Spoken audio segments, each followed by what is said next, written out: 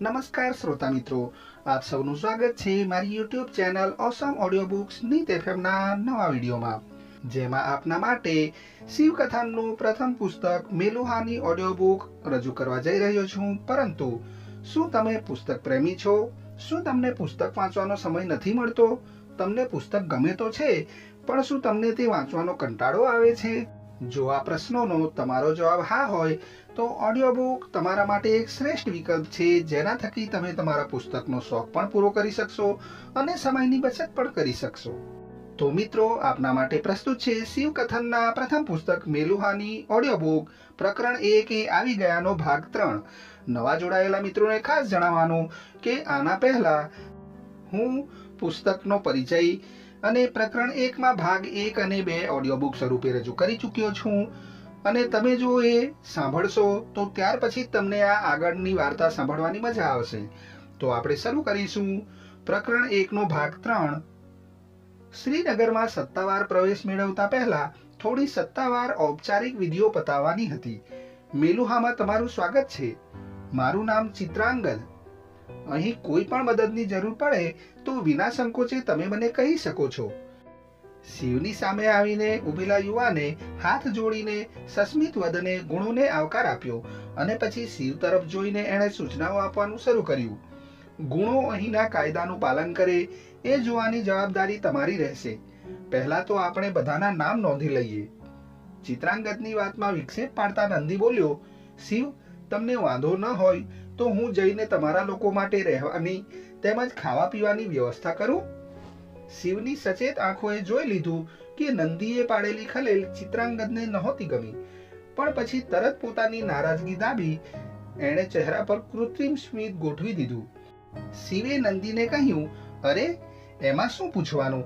નંદી, ડગલે ને પગલે તમારે મારી મંજૂરી લેવાની જરૂર નથી, પણ મારી એક વાત તમારે માનવી પડશે. જી, નંદીએ સહેજ ઝૂકીને નમ્ર ભાવે કહ્યું. શિવ હસી પડ્યો. બસ આ જ કહેવું છે કે તમે મારા સેવક નહીં પણ મિત્ર છો. આપણને બંનેને છૂટ હોવી જોઈએ કે એકમેકને નામથી અને તુંકારે બોલાવી શકીએ. નંદીના ચહેરા પર આશ્ચર્ય અને આનંદની મિશ્ર લાગણી ઝલકી ગઈ અને ચિત્રાંગદના સ્મિતમાંથી હવે કૃત્રિમતા દૂર થઈ ગઈ હોય એવું લાગ્યું. પહેલાથી વધુ ઉત્સાહ દાખવતા એણે કહ્યું, ચાલો આપણે આપણું કામ પતાવી નાખીએ. શહેરની બહાર ગુણોને ઉતારો અપાયો હતો. અહીં વધુ સમય રહેવાનું નહોતું, પરંતુ રહેવું પડે તોય વાંધો નહીં એવું ગુણોને લાગતું હતું. શહેરની અંદર હતા એવા જ ચોખ્ખા ચણાક રસ્તા અને મકાનો અહીં હતા. માટીની પગદંડીઓ પર ચાલવાને ટેવાયેલા શિવ માટે પથ્થરના પાકા રસ્તા પર ચાલવાનો અનુભવ નવો હતો. રસ્તાની વચ્ચે આ જુદા રંગના પથ્થર કેમ છે? એણે સહેજ અટકીને નીચે જોતા પૂછ્યું. એની નીચે ગંદા પાણીને દૂર લઈ જવાનો રસ્તો છે. નંદીના જવાબે શિવના આશ્ચર્યમાં વધારો કર્યો. સ્વચ્છતા માટેનો આટલો આગ્રહ એને સમજાતો નહોતો. ગુણોનો ઉતારો એક મકાનમાં હતો, પણ દરેક પરિવાર માટે જુદા ઓરડાની વ્યવસ્થા થયેલી. આરામથી રહેવા માટેની બધી સુવિધા અહીં ઉપલબ્ધ હતી. સ્વચ્છ પથારી, એની ઉપર પાથરેલી ચાદર, અરે પહેરવા માટેના કપડાં પણ હાજર હતા. આ પહેલા ગુણોમાંથી જેને પણ પોતાના ચહેરા જોવાની ઈચ્છા થાય એ માનસરોવરની સપાટી પર ડોકિયું મારી લેતા, પણ અહીં દરેક ઓરડાની દિવાલ પર તાંબાની ચકચકિત મોટી તકતી જડેલી હતી, જેમાં સામે ઊભેલી વ્યક્તિનું સ્પષ્ટ પ્રતિબિંબ દેખાતું હતું. શિવે એક કપડું હાથમાં લઈને પૂછ્યું, આ શું છે? ગુણોને નવી લાગતી દરેક વસ્તુનો ઉત્સાહભેર પરિચય કરાવી રહેલા ચિત્રાંગદે હસીને કહ્યું, આ સુતરાઉ કાપડ છે. મેલુહામાં કપાસ ઉગે છે, એમાંથી આ કાપડ વણાય છે. દિવસના સમયે અહીં પૂરતો સૂર્યપ્રકાશ મળી રહે એટલી મોટી બારીઓ હતી, પણ હવે સાંજ પડી ગયેલી અને તોય અંધારું નહોતું લાગતું, કારણ કે દિવાલો પર ગોખલામાં ગોઠવેલા દીવા ઝગમગવા લાગેલા. દરેક ઓરડાની સાથે જોડાયેલા સ્નાનગૃહની જમીન ઢોળાવવાળી હતી, જેને કારણે પાણી સહેલાઈથી બહાર વહી જતું હતું. પણ સ્નાનગૃહના એક ખૂણામાં દેખાતો ખાડો શેના માટે હતો એ જોકે કોઈને સમજાયું નહીં. દિવાલ પર લગાડેલું યંત્ર ફેરવતાની સાથે અંદરથી ધડાધડ પાણી નીકળવા લાગ્યું. આ તો માયાનગરી લાગે છે, ભદ્રની માતાએ આછો ગણગણાટ કર્યો. અતિથિ ગૃહને અડીને બીજું એક નાનું મકાન હતું. એમાંથી એક સ્ત્રી અને એના હાથ નીચે કામ કરતા હોય એવા લાગતા 3-4 જણ બહાર નીકળ્યા.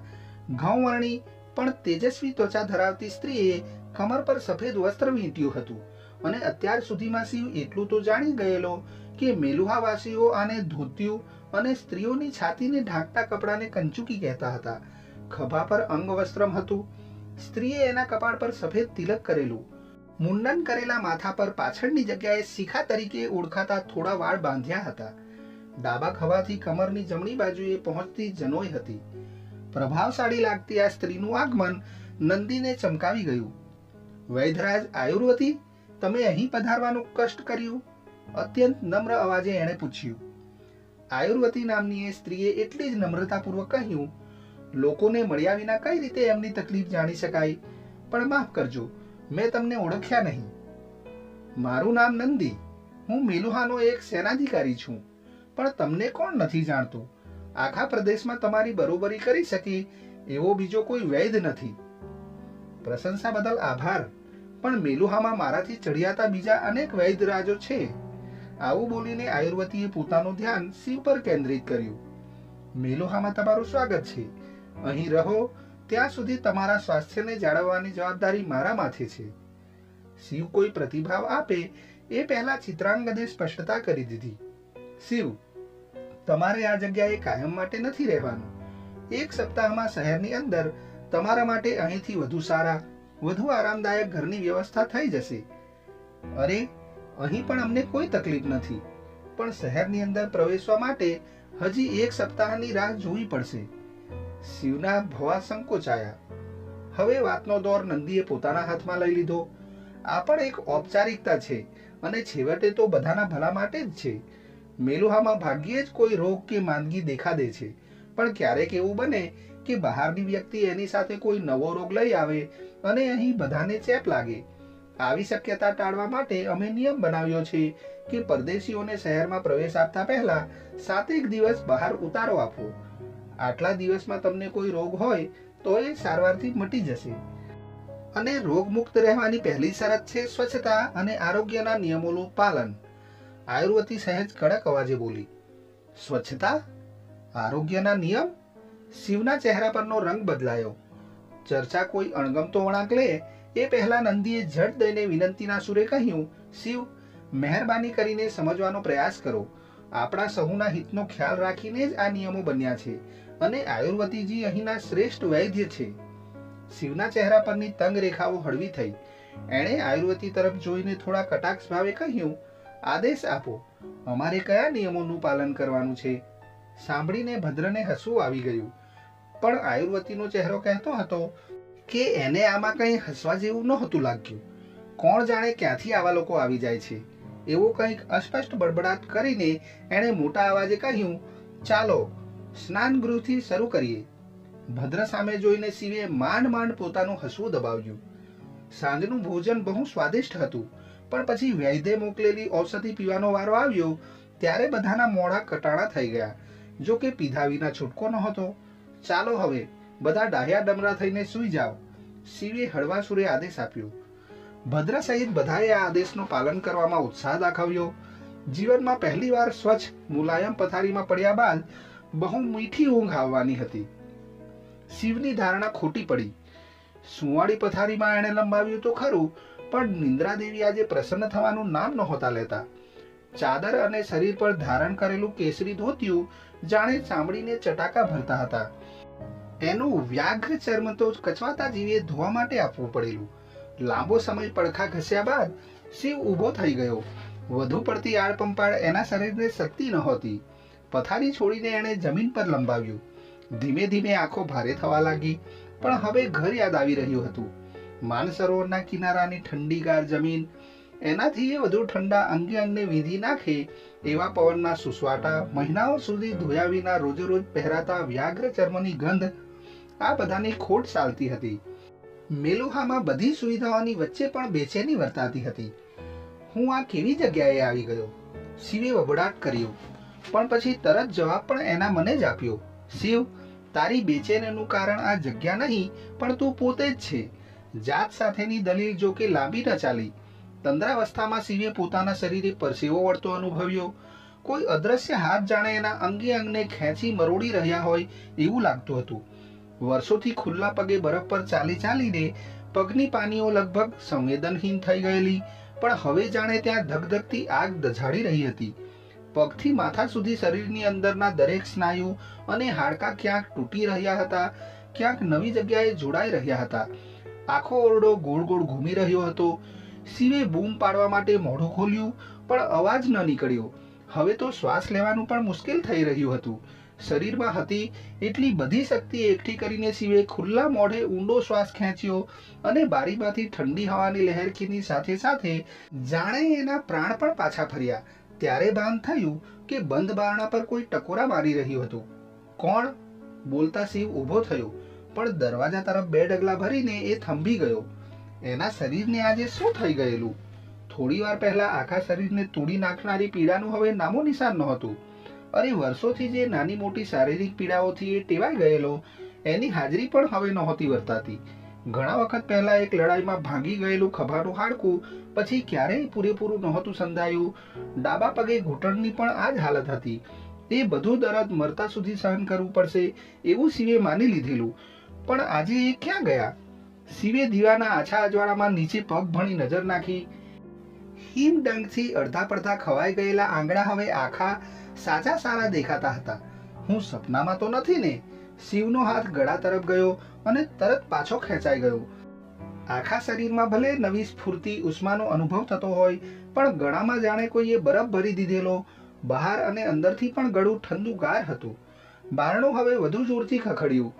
જેમ તેમ સ્વસ્થ થઈને શિવે ગળાની આસપાસ અંગવસ્ત્રમ વીંટાળ્યું અને બારણું ઉઘાડ્યું. બહાર ઉભેલા ભદ્રએ ગભરાટ ભર્યા અવાજે કહ્યું, મારી માને અચાનક તાવ ચડ્યો છે, શું કરું? શિવે ભદ્રના કપાળે સ્પર્શ કર્યો. તારું શરીર પણ ધગે છે, હું વૈદ્યને બોલાવું છું. આટલું કહીને એ દોડ્યો. હવે દરેક બાજુથી ચિત્કાર ઉંકારા સંભળાઈ રહ્યા હતા. સૂતેલા ગુણો પર જાણે કોઈ રાક્ષસી રોગે આક્રમણ કરેલું. ભયભીત થઈ ગયેલા શિવે આયુર્વતીનો દરવાજો જોરથી ખખડાવ્યો. બારણું તરત ખુલ્યું. જાણે આયુર્વતી આવા જ કોઈ સમાચારની રાહ જોતી હોય. બધાને તાવ ચડી ગયેલો એ સાંભળીને એણે કોઈ અસ્વસ્થતા દાખવી નહીં. પણ શિવના હાથનો અછડતો સ્પર્શ થતાની સાથે એની આંખો પહોળી થઈ. તમને તાવ નથી આવ્યો? ના, શિવે માથું ધૂણાવ્યું. આયુર્વતી ક્ષણભર ખચકાઈ, પણ પછી તરત પોતાના સહાયકોને સાદ પાડતી બહાર દોડી ગઈ.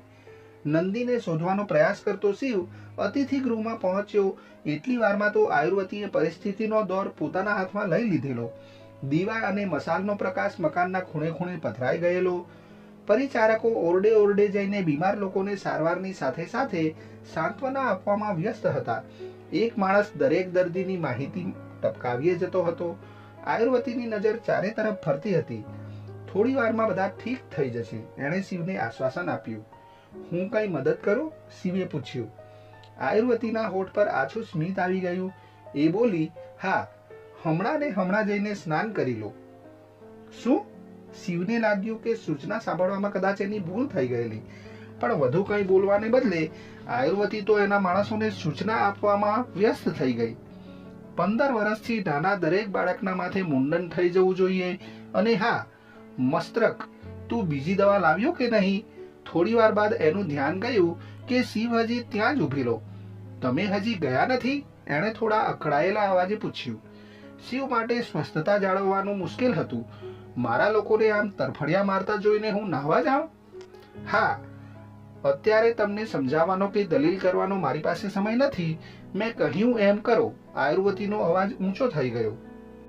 શિવના હાથની મુઠ્ઠીઓ ભીસાઈ. સામે કોઈ પુરુષ હોત તો શિવના હાથની પ્રસાદી ખાઈને ભોંય ભેગો થઈ જાત. પણ આયુર્વતી સ્ત્રી હતી અને વૈદ્ય હતી. બધોય રોષ આંખોમાં ભરીને શિવ એની સામે તાકી રહ્યો. આયુર્વતી પર એની કોઈ અસર ન થઈ. શિવ જેવા જિદ્દી અક્કડ લોકો સાથે ઘણીવાર પનારો પાડી ચૂકી હતી. ખાસ કરીને શ્રીમંત કે રાજવી પરિવારના લોકોને ધમકાવીને નહીં પણ સમજાવીને કામ કરાવવું પડે એ પણ આયુર્વતી સમજતી હતી. જો કે અત્યારે સામે ઊભેલો શિવ કોઈ રાજા મહારાજા નહીં પણ એક મામૂલી વિદેશી હતો.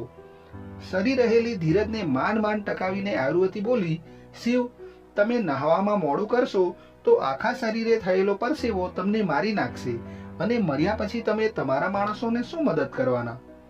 આગળ દલીલ કરવાને બદલે શિવ પોતાના ઓરડામાં જતો રહ્યો. જલ્દી ચાલો, શિવ સાથે આવેલા બધા લોકો માંદા પડી ગયા છે. ભર ઊંઘમાં પડેલા નંદીને ચિત્રાંગદે ઉઠાડ્યો. પણ આજે તો મેલુહામાં એમની પહેલી રાત છે. નંદી બેઠો થઈ ગયો અને પછી એક ક્ષણ ગુમાવ્યા વિના બંને જણ અતિથિ ગૃહ તરફ દોડી ગયા. સ્નાન ગૃહ તરીકે ઓળખાતી જગ્યાએ શિવ પ્રવેશ્યો તો ખરો, પણ એને વિચિત્ર લાગી રહ્યું હતું. મેલુહાના લોકો આવી જગ્યાએ નહાતા હશે?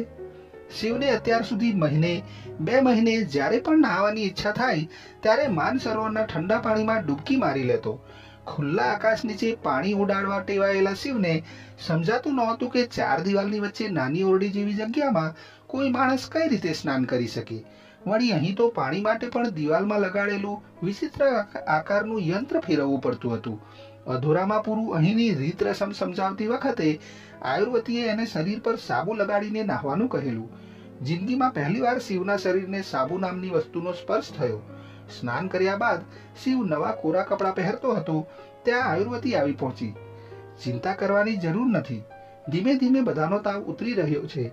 એણે સારા સમાચાર આપ્યા અને પછી ફરી એકવાર શિવના કપાળે સ્પર્શ કરીને એણે ખાતરી કરી લીધી કે શિવ સાજો સારો હતો. અજાણ્યા વિદેશીઓની આટલી કાળજી લઈ રહેલી આયુર્વતીને જોઈને શિવને પોતાની વર્તણૂક બદલ પસ્તાવો થવા લાગ્યો. માફ કરજો, મેં તમારી સાથે તોછડાઈથી વાત કરી. પણ આયુર્વતીનું ધ્યાન હવે શિવના શબ્દોમાં નહીં પણ એના ગળા તરફ હતું. આંખોને દેખાતું હતું પણ બુદ્ધિ હજી માનવા તૈયાર નહોતી. નાનપણથી આ વિશે સાંભળેલું પણ દંતકથા ગણીને હસી કાઢેલું, પરંતુ આજે સત્ય સાક્ષાત રૂપે સામે ઊભું હતું. આ પહેલા કોઈને એ સત્યનું દર્શન નહીં થયું હોય. આયુર્વતીએ ધ્રુજતા અવાજે પૂછ્યું, તમે ગળાને કેમ ઢાંકી રાખ્યું છે? એ તો જરા ઠંડી લાગે છે એટલે. શિવે સહજ ભાવે જવાબ આપ્યો અને પછી પોતે સાજો સારો હોવાની ખાતરી કરાવતો હોય એમ એણે ગરદનની આસપાસ વીંટી રાખેલું અંગવસ્ત્રમ દૂર કરીને કહ્યું, લ્યો જોઈ લો. આયુર્વતીએ જોયું અને જોતાની સાથે જમીન પર ઢગલો થઈ ગઈ. પણ એની આંખો શિવના ચહેરા પરથી હટવા તૈયાર નહોતી. ઓમ બ્રહ્માય નમઃ, ઓમ બ્રહ્માય નમઃ એના હોઠ ફફડી રહ્યા હતા. શું થયું? શિવે ચિંતાતુર અવાજે પૂછ્યું. જવાબમાં આયુર્વતીની આંખોમાંથી અશ્રુધારા ફૂટી નીકળી. તમે આવી ગયા, હે પ્રભુ, આખરે તમે દર્શન દીધા. આયુર્વતીની વિચિત્ર લાગતી વર્તણૂકે શિવને ગૂંચવી નાખ્યો. પણ એ કંઈ પૂછવા જાય ત્યાં તો ઓરડામાં નંદી ધસી આવ્યું. આયુર્વતી, શું થયું? લાગણીના પૂરમાં તણાઈ ગયેલી આયુર્વતી માત્ર એક હાથથી શિવ તરફ ઈશારો કરી શકી. નંદીએ જોયું. દીવાના આછા ઉજાસમાં પણ શિવના ગળા પરનો નીલ રંગ સ્પષ્ટ દેખાતો હતો. વર્ષોથી પાંજરામાં કેદ રહેલા પ્રાણીને અચાનક મુક્તિ મળી હોય એવો અવાજ નંદીના મોઢામાંથી સરી પડ્યો. એ પણ ઊભા રહેવાની તાકાત ગુમાવી બેઠો. હે પ્રભુ, હે નીલકંઠ, તમે આવી ગયા. ભાવ વિભોર થઈને એણે શિવના ચરણે માથું મૂકી દીધું. શિવને કંઈ સમજાતું નહોતું. તમને બધાને શું થઈ ગયું છે? એણે પાછળ હટી જતા અકળાયેલા અવાજે પૂછ્યું અને પછી પોતે જ જવાબ શોધતો હોય ઓરડાની દિવાલ પર જડેલા તામ્રપટ પર નજર નાખી અને જે પ્રતિબિંબ દેખાયું એણે શિવને પણ સ્તબ્ધ કરી દીધો. એનું ગળું ખરેખર નીલવર્ણું થઈ ગયેલું. ઓરડાના ઉંબરે દરવાજાનો ટેકો લઈને ઊભેલા ચિત્રાંગદ નાના બાળકની જેમ ડોસકા ભરી રહ્યો હતો. અમારો તારણહાર આવી પહોંચ્યો. અમારી રક્ષા કરવા માટે નીલકંઠ આવી ગયા. તો મિત્રો, આ સાથે જ મેલુહા પુસ્તકના પ્રકરણ 1 એ આવી ગયા ની ઓડિયો બુકનો ભાગ 3 અહીં પૂર્ણ થાય છે. શ્રોતા મિત્રો, તમને જો મારી આ ઓડિયો બુક પસંદ આવી હોય તો મારી channel awesome audio books Neet એફએમને સબસ્ક્રાઇબ કરો અને બેલ આઇકનને દબાવવાનું ના ભૂલતા. તો મિત્રો, જલ્દીથી મળીશું નવી ઓડિયો બુક સાથે. ત્યાં સુધી મારી વાણીને હું વિરામ આપું છું. એ સાથે જ આપ સૌના સારા સ્વાસ્થ્યની કામના સહ સ્વસ્થ રહો, મસ્ત રહો અને મારી ઓડિયો બુક સાંભળતા રહો એ જ અભિલાષા સાથે જય ભારત, જય હિન્દ, અસ્તુ.